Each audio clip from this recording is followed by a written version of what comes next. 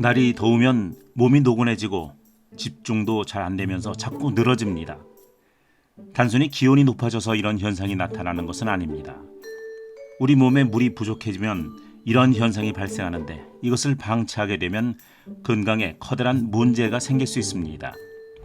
몸에 물이 부족하면 고혈압과 당뇨는 물론 신장 결석 이외에도 수많은 질병이 발생할 수 있다는 것이 많은 연구를 통해 밝혀졌습니다. 물이 우리 몸 안에서 무슨 일을 하는지, 물이 부족하면 어떤 일이 생기는지, 어떤 물을 마셔야 하고 어떻게 마셔야 하는지를 잘 알고 있어야 올바르게 건강을 지킬 수 있습니다. 먹는 게 우리 몸을 만든다는 말이 있습니다. 입으로 먹는 음식과 물, 그리고 호흡으로 얻는 공기가 바로 그것이죠.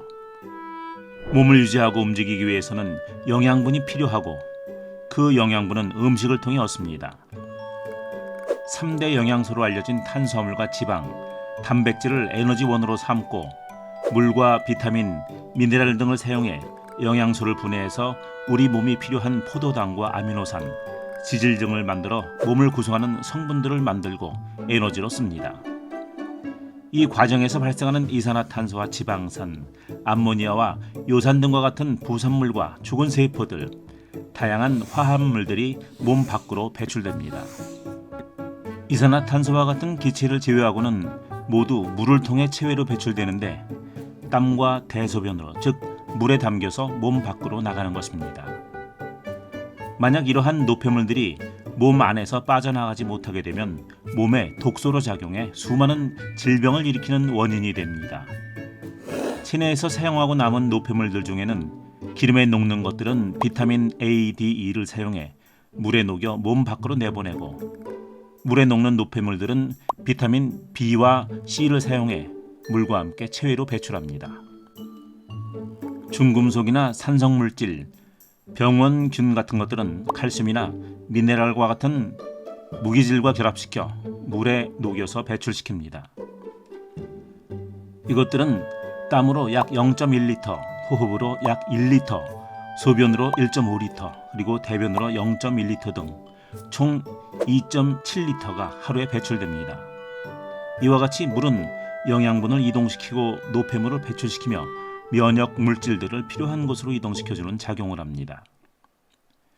하루에 약 2.7리터의 물이 몸 밖으로 배출되니 당연히 우리는 2.7리터의 물을 보충해줘야 정상적인 건강 상태를 유지할 수 있습니다.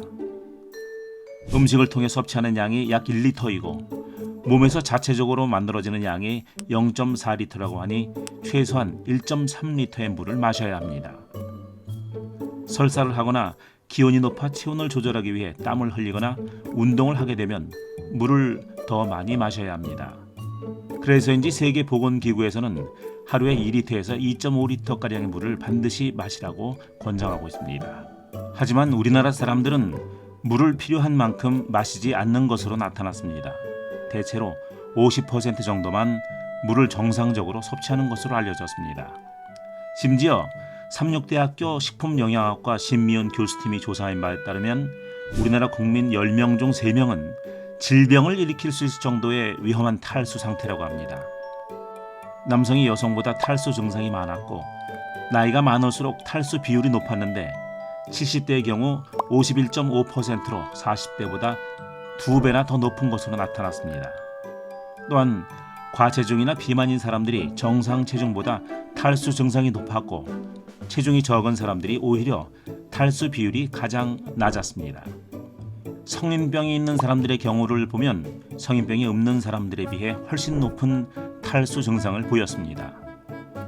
또한 앓고 있는 질환수가 많을수록 탈수 위험이 증가했는데 건강한 사람에 비해 한 가지 질병을 앓는 사람은 1.9배, 두 가지일 때는 2.7배, 세 가지일 때는 3.6배, 네 가지일 때는 무려 5.4배나 됐습니다.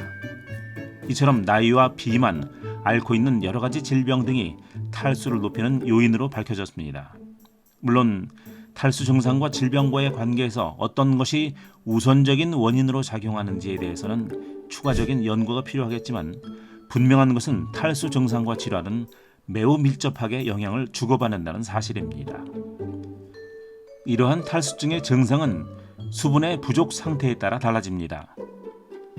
정상보다 1% 정도의 수분이 부족하게 되면 갈증이 시작되고 소변 색깔이 진해집니다. 3에서 5% 정도가 부족하게 되면 혈류량이 감소하고 속이 울렁거리며 초조하고 불안해지고 열이 나기도 하며 판단력에도 문제가 생기면서 움직이기도 힘들어집니다. 10%가량 부족하게 되면 심한 현기증에 횡설수설하게 되고 신부전증이 발생하며 혼수 상태까지도 빠지게 됩니다. 만약 20%까지 수분을 잃게 되면 사망에 이르게 되죠. 우리 몸에서 수분이 정상일 때보다 2% 이상 부족한 상태가 3개월 이상 지속되면 만성 탈수증이 됩니다. 이처럼 만성 탈수가 진행되면 피부에 수분이 부족해 주름이 많아지게 되며 소화액이 부족하게 되어 소화가 잘 안 되고 변비가 생기기도 합니다. 수분이 부족해 혈액의 농도가 짙어지면서 수분을 붙잡아 부종이 생기게 되며 간 독성화가 일어나고 신장 결석과 뇌 손상이 발생해 치매로까지 발전될 수 있습니다. 뇌는 수분 부족을 배고픔과 구분하지 못하기 때문에 과식을 유도해 비만을 만들고 모든 관절에 있는 관절낭에 수분이 부족하게 되어 관절에 통증이 생기면서 최악의 상태로 발전합니다. 특히 술을 좋아하는 사람들은 탈수 증상에 더 주의해야 합니다. 술은 이뇨작용과 발한작용이 있어서 알코올 분해하기 위해서는 몸에 있는 수분이 사용됩니다. 특히 맥주에는 칼륨이 많아 다른 술에 비해 이뇨작용이 높습니다. 일본 지베대학의 구보다 모토 박사팀의 연구에 따르면 음주는 감정과 기획, 고등 행동 등을 관장하는 뇌의 전두엽을 축소시킨다고 밝혔습니다. 술을 많이 마시는 사람은 마시지 않는 사람에 비해 전두엽이 축소될 위험이 2배나 높아졌다며 과음을 피해야 한다고 말했습니다. 모두 알코올이 체내에서 수분을 빼앗기 때문이죠. 이 때문에 음주 후에는 탈수 증상이 진행되어 다음날 기분이 우울해지고 판단력도 둔화됩니다. 운전 중에도 탈수 증상이 일어나 수면 부족만큼이나 교통사고가 발생하기 쉽다는 연구 보고도 있습니다. 운전할 때는 항상 물을 준비해서 탈수가 일어나지 않도록 해야 합니다. 노인들은 탈수 증상이 흔하기 때문에 더욱 조심해야 합니다. 노인들은 갈증 중추의 기능이 떨어져 목마름을 잘 느끼지 못해 물을 마시지 않는 데다 근육량이 줄어 체내 수분량이 감소합니다.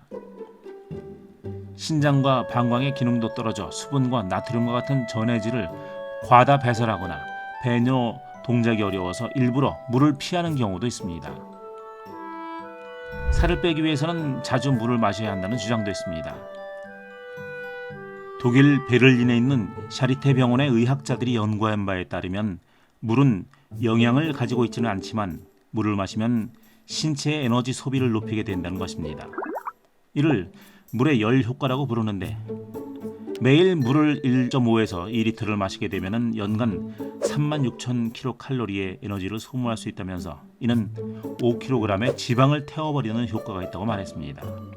물론 식사 전에 마신 물이 공복감을 줄여 식사량을 줄이는 데 도움도 되고요. 요즘은 물 대신에 커피나 녹차 또는 청량음료를 마시는 사람들이 많습니다.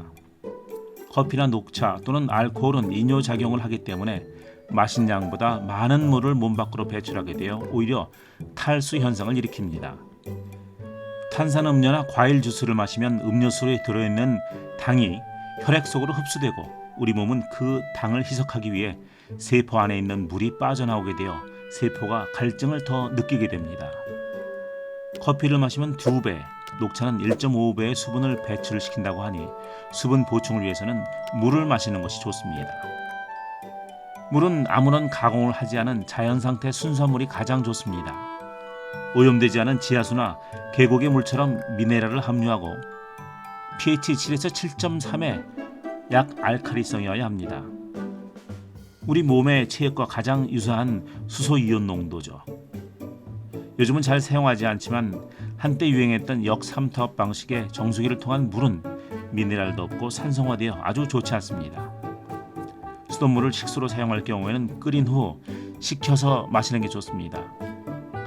물을 끓이게 되면 미네랄은 그대로 있으면서 세균들과 염소 같은 물질들은 없앱니다. 찬물과 미지근한 물 중 어느 것이 좋은가에 대한 논란은 지금까지 계속되고 있습니다. 영양이 부족한 시절에는 찬물을 마시게 되면 몸 안에 차가운 기운이 생겨 위장에 부담을 주며 기능을 떨어뜨릴 수가 있었습니다. 하지만 영양이 넉넉한 요즘은 위장에 도착한 물을 체온에 가까운 온도로 데우기 위한 에너지가 부족하지 않기 때문에 특별한 기능 장애가 없는 한 본인이 좋다고 느끼는 온도로 마시면 됩니다. 물은 아침에 일어나자마자 500ml 정도 공복에 마시는 것이 좋습니다.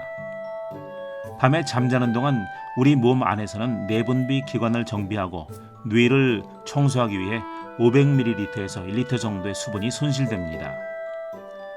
아침이 되면 우리 몸은 수분이 줄어들어 혈액이 끈적한 상태가 되어 있기 때문에 수분을 섭취해 혈액의 양을 늘려 묽게 만들고 노폐물을 원활하게 배출되도록 해야 합니다. 공복에 물을 마시게 되면 위장에서도 음식이 들어오는 곳으로 판단해 결장에 쌓여있던 대변의 재료를 직장으로 이동시키면서 변이를 느끼게 해줍니다. 물을 마실 때는 조금씩 입 안에서 굴리면서 천천히 마시는 것이 좋습니다. 땀을 많이 흘린 후 갈증이 났을 때 물을 벌컥벌컥 마시는 것은 좋지 않습니다. 땀에는 여러 가지 나트륨과 같은 전해질들이 들어있는데 급하게 수분을 보충하게 되면 저 나트륨 혈증에 빠질 수 있기 때문입니다. 땀을 많이 흘렸을 때는 전해질도 보충해줘야 하는데 약간의 소금과 설탕을 넣어 마시거나 이온 음료를 마시는 것도 도움이 됩니다.